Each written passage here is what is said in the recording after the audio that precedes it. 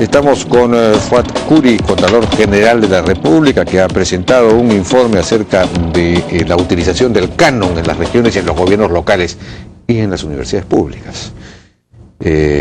Contralor, ¿cómo está? Buenas noches, ¿cómo le va? Muy buenas noches. A ver si podemos ir pasando algunos de los cuadros que nos ha traído para que nos vaya explicando. Luego le haremos algunas preguntas sobre este asunto. A ver si comenzamos. Ahí tenemos en pantalla que usted nos ha enviado. A ver, mucha cifra. A ver si nos explica usted paso a paso.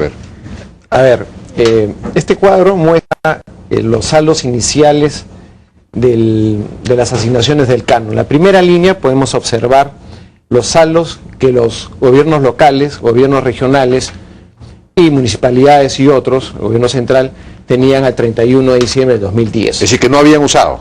Los saldos que quedaron sin gastar. Sin gastar. 4.645 millones en gobiernos locales, por ejemplo. 2.360 millones en los gobiernos regionales. Ya. Se les transfirió en el año 2011 6.000 millones, 6.200 millones a los gobiernos locales. Ya. 2.135 millones a los gobiernos regionales. Ya.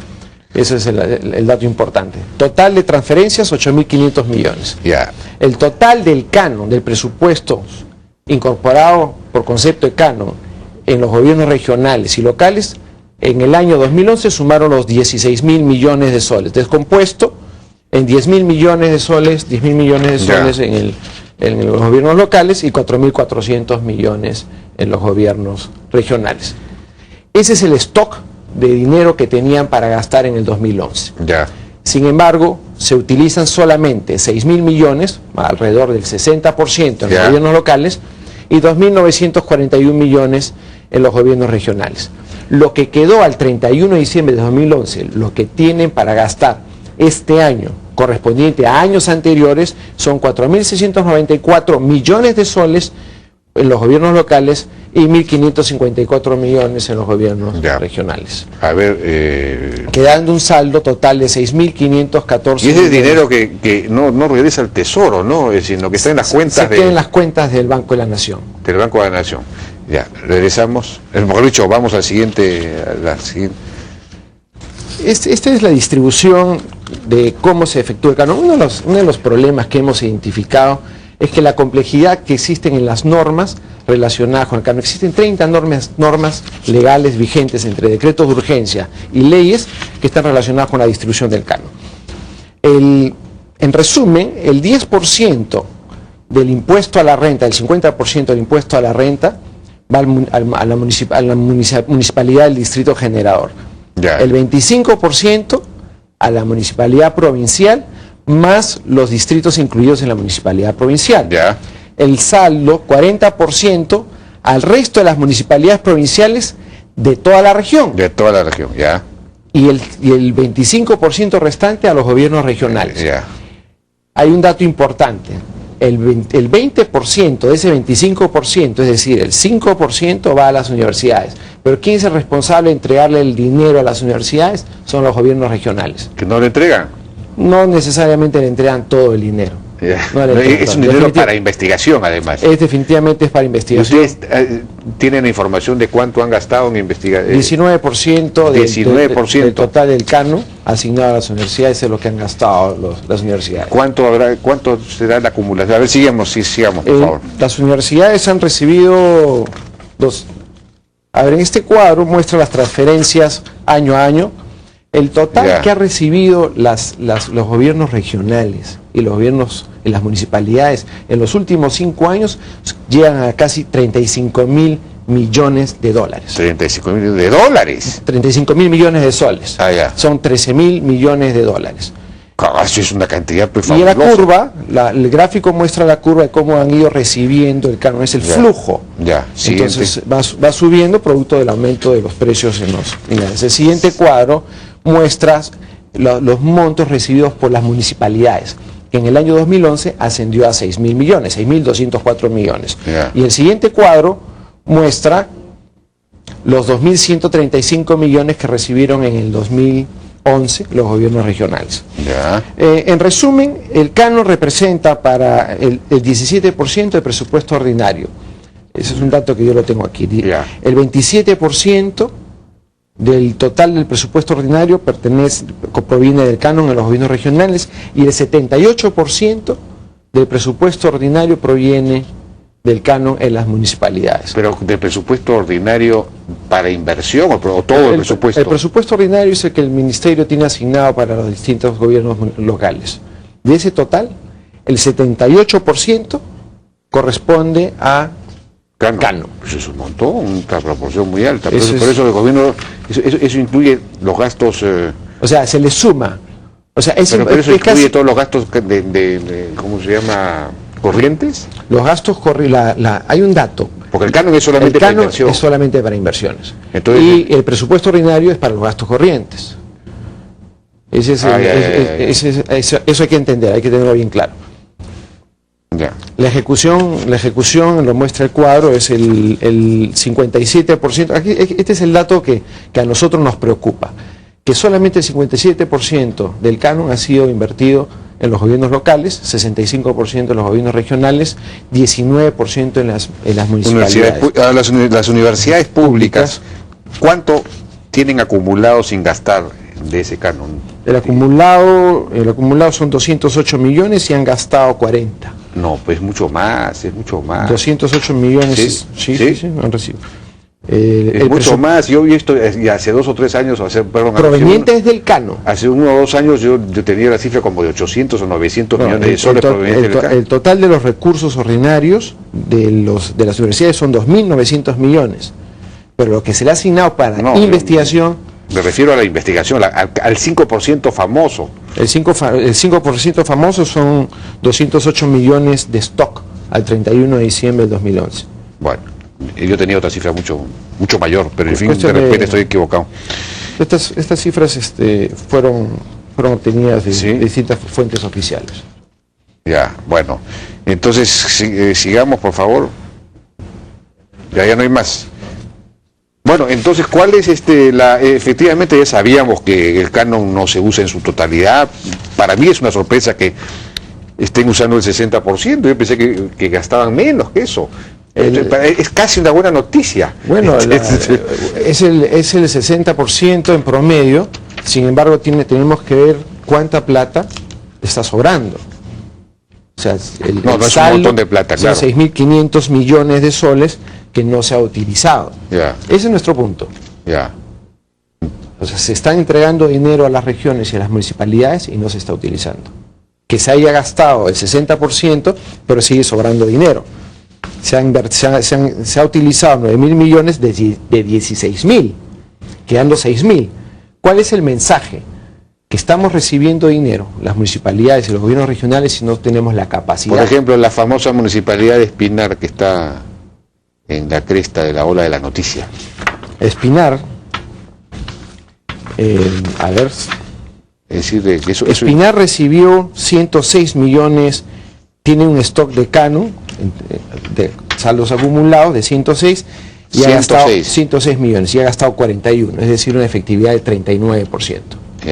39%, está muy por debajo del promedio. Claro, la que está en la peor situación es Pamamarca, en Cajamarca, 14%. Porque estaba viendo, por ejemplo, es una situación increíble, ¿no? Espinar tiene casi, sumando canon más otras fuentes, tiene casi 300 millones de soles de presupuesto al año. Correcto. Y tiene más o menos, no sé, 70, 80 mil habitantes, me parece. En cambio, un distrito como Ate tiene 500.000 habitantes y tiene 90 y tantos millones de soles para... No, es interesante. Es decir, no hay punto de... Son recontra millonarios. Entonces, ¿para qué una mesa de diálogo? Lo que se trata más bien es de que simplemente sean capaces de ejecutar. Eso es todo. Pero en fin, ya está. Una de las recomendaciones, mira, este es el informe que hemos entregado el día de ayer a las distintas autoridades del país. Es un informe extenso, muy detallado, en donde hacemos recomendaciones al Ejecutivo, al Legislativo y a los gobiernos regionales. La principal recomendación que nosotros podemos hacer en este momento es que se autorice el uso del canon en capacitar y contratar profesionales que puedan darle uso a este sobrante dinero. Porque el problema, quizás podemos ser algo injustos cuando no vemos la realidad del país. Sin embargo, tampoco podemos soslayar que sí tienen presupuesto proveniente de recursos ordinarios que podrían utilizarlo también en contratar profesionales. ¿El caso de Cajamarca, por ejemplo? Cajamarca está en el 65% de utilización del canon, del stock del canon. Sin embargo, viene arrastrando también saldos importantes de los anteriores que no utiliza. Ahora, ¿no sería conveniente hacer recomendaciones también en relación al SNIP? Esto ya lo ha dicho acá, por ejemplo, el ingeniero Raúl Delgado Sayán. Hay proyectos, porque el SNIP es para demostrar la necesidad y la prioridad de esa obra, ¿no es cierto?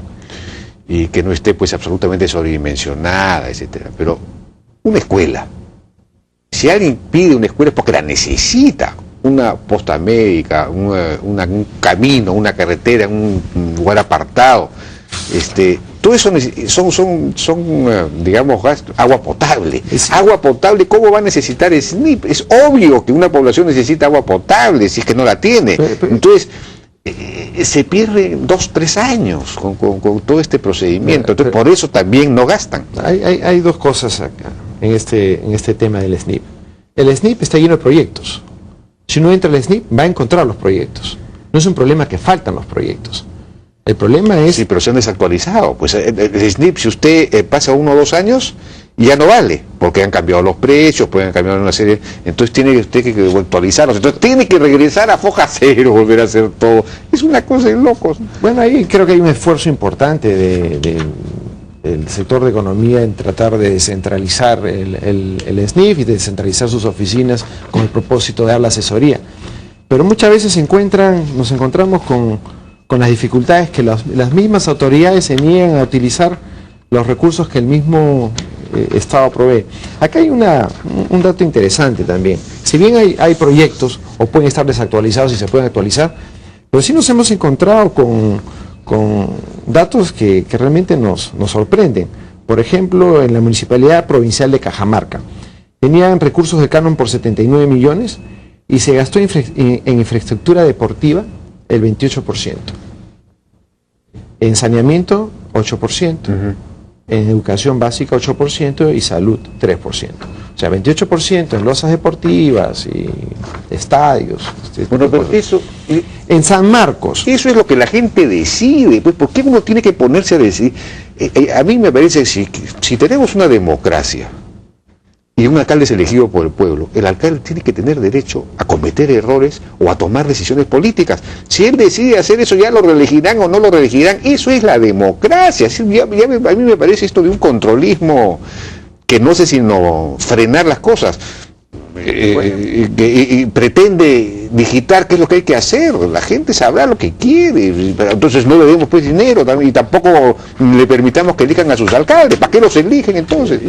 Mira, ese concepto sería totalmente válido si es que no estuviéramos una situación en donde no existen carreteras, no existe agua y desagüe, no existe electricidad. Y no bueno, pues entonces lo nombra usted pues ministro de Obras Públicas y le quitamos todos los fondos a todos los alcaldes. Usted haga pues las carreteras, pero estoy seguro que si la carretera sí la van a priorizar, porque si es una demanda popular, si hay una demanda la van a atender, ¿no? Pero en fin, tenemos que ir a una pausa si me permite eso. Claro que sí. Encuentra tu SOAT Rinaquel, BBVA Continental, One, Metro, Saga Falabella, Totus, Repsol, Ripley y el Touring. Compra tu PractiSOAT llamando al 411-3000 o con solo un clic en www.rimac.com. Rimac Seguros. Solo hasta este viernes. Ahora o nunca. 3x1 en miles de productos. Chompas, casacas, abrigos, polerones y pantalones. Solo con tu tarjeta Ripley. Me fascina Ripley. Marca 1977 ahora. Llama a todo el mundo desde cualquier teléfono celular, marcando el 1977. Recuerda, marca el 1977 antes del 00. América Tel.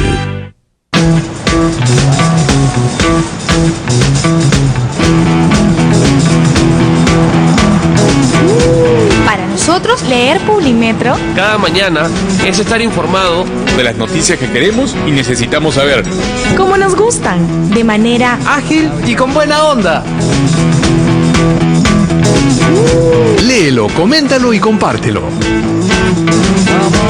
Publimetro, el diario más grande del mundo.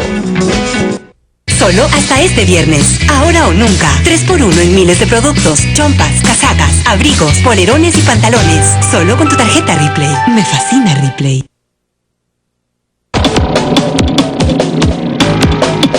Bueno, para acabar con esta parte de del canon, veo que también tienen ustedes una información acerca de mal uso del canon. Hay 127 millones que se han usado para planillas, para personal, contratar personal. Sí, como mencionamos al comienzo, el canon solamente puede utilizarse en proyectos de inversión. Sí. Sin embargo, hemos encontrado algunos gobiernos regionales y algunas municipalidades que han dirigido estos dineros al pago de planillas, sueldos y salarios, lo cual son gastos indebidos.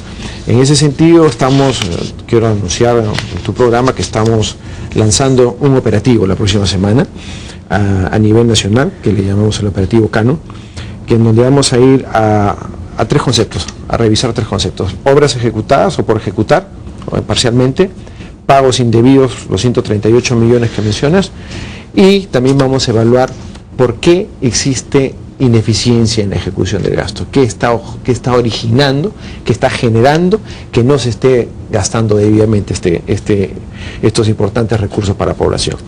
Estamos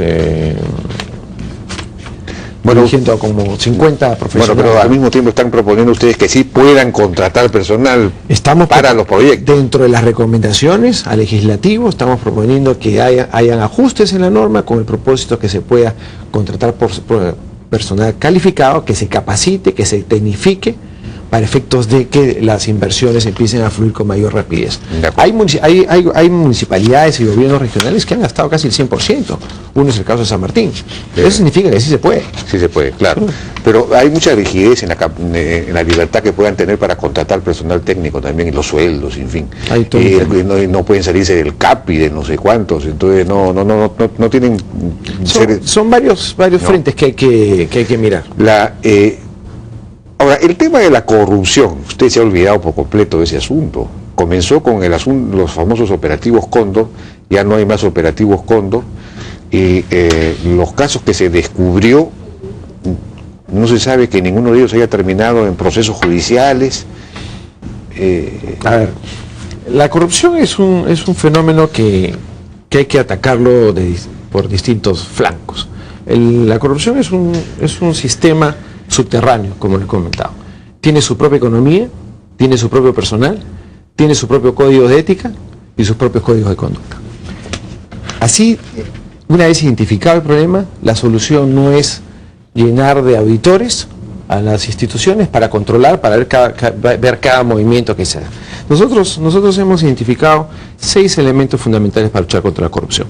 Pero uno de ellos que quiero comentar en este momento es que tenemos que afinar el proceso entre la Contraloría, la Fiscalía y el Poder Judicial.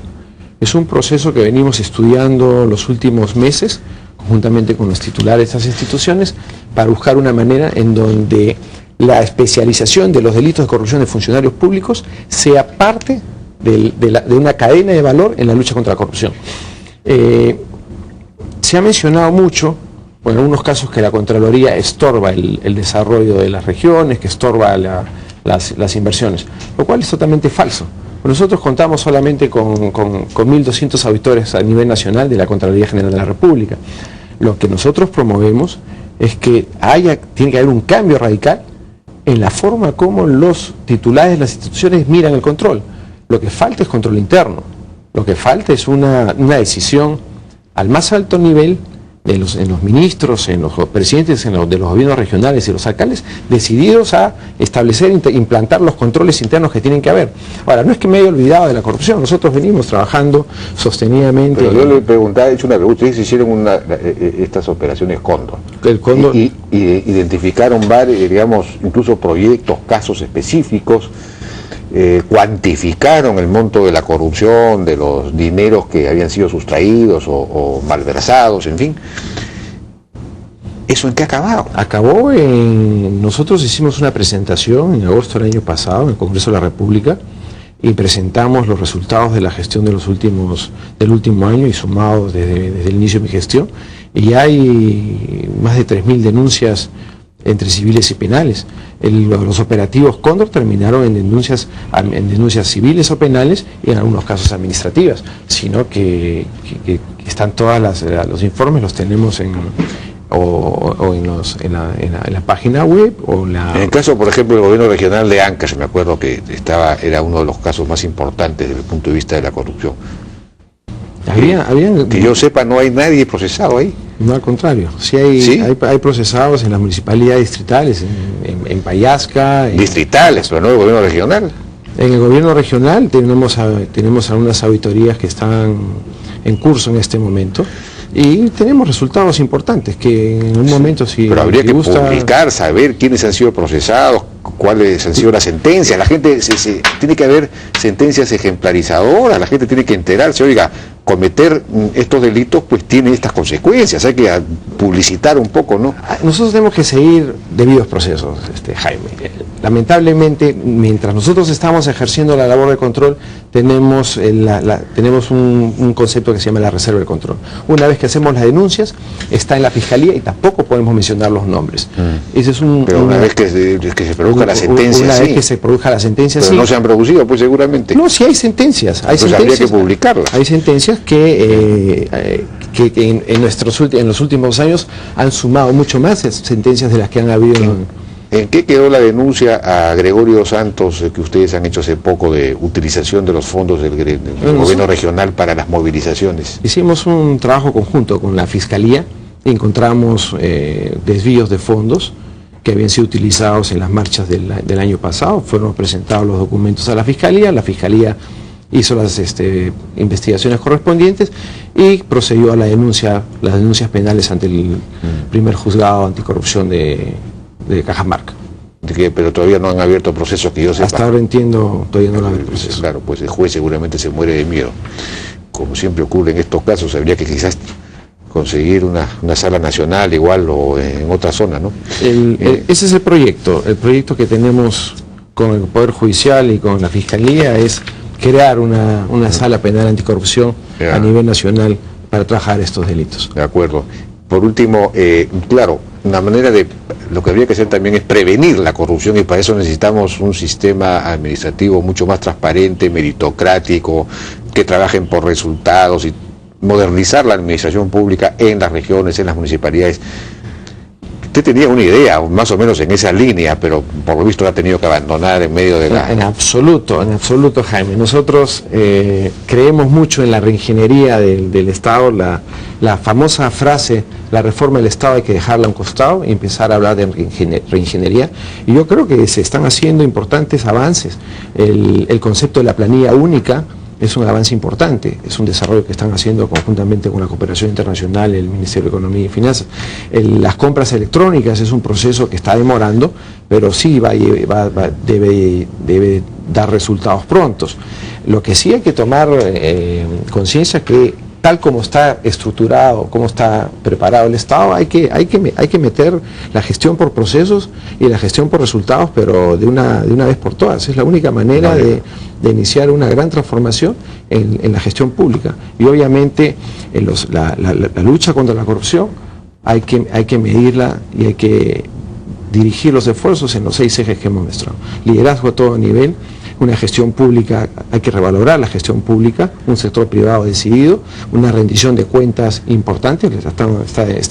Esta semana se ha discutido el tema de la rendición de cuentas. Habría que fomentar que el sector privado denuncie apenas reciba una solicitud, porque hay un sistema, pues no, ya todo uno paga, coimea, en fin, entonces eso hay que romper el círculo vicioso por algún lado. Hemos trabajado también en la legislación, acordémonos que tenemos capacidad legislativa y hemos creado el Sistema Nacional de Atención de Denuncias, la Ley de Protección del Denunciante ha sido aprobada, la Ley de Pérdida de Dominio ha sido aprobada.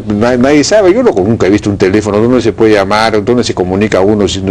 Todo el sector público está informado, tienen afiches en todas las oficinas. Pásenme esa información para ponerla pues en pantalla. Oiga, usted es una empresa privada que tiene que coimear para participar en alguna... Entonces, vamos a tener una partida especial para estar en marketing. No, yo sin marketing yo no cobro nada, ni mi canal tampoco, pongo el aviso. Bien, señor Fuad Curi, muchísimas gracias por su participación. Gracias, Jaime. Vamos a una pausa, regresamos ahora con Jorge Sánchez Tafur, presidente de la Cámara de Comercio de Jaén, denuncia importante precisamente sobre malos manejos en el gobierno regional de Cajamarca.